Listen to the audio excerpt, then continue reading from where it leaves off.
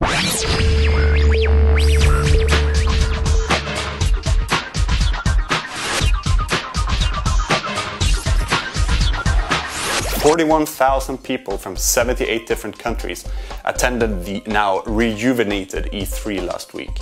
The show was back to its old format, although not as expansive as it's been in the past. But all the developers, journalists and publishers that we've spoken to was really happy about it. Actually, ESA has already confirmed that E3 will be back at the LA Convention Center next year in June, so mark up your calendars.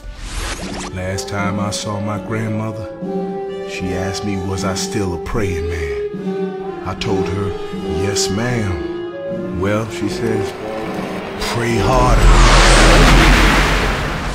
File this under the damned if you do, damned if you don't category, because since Left 4 Dead 2 was revealed last week, fans of the original game have been claiming that a sequel this soon will only split the user base and that the new features don't really warrant a new full price purchase. There's actually a petition online which at this moment has around 25,000 signups, and Valve, as could have been expected, have replied that they will do their best to implement a lot of new features and will also do their best not to split the player base. In a financial presentation, EA's John Pleasant revealed that Digital Illusions, the Swedish developer, is actually working on Battlefield 3.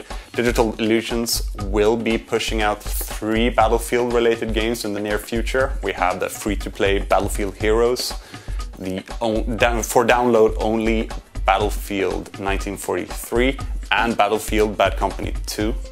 But they're actually, as I said, working on Battlefield 3.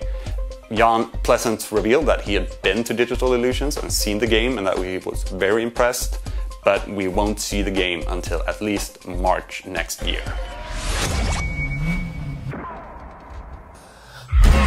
While Slightly Mad Studios are taking the Need for Speed franchise in a more realistic direction, John Riddoscello, the top dog at EA, has confirmed that Criterion, the makers of the fabulous Burnout series, are actually working on a new Need for Speed game.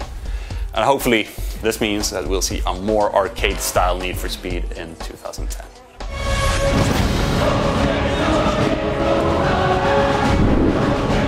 The upcoming Splinter Cell Conviction will be quite different from the previous Splinter Cell games, but one thing we've seen in the past is the multiplayer, and they're bringing it back this time.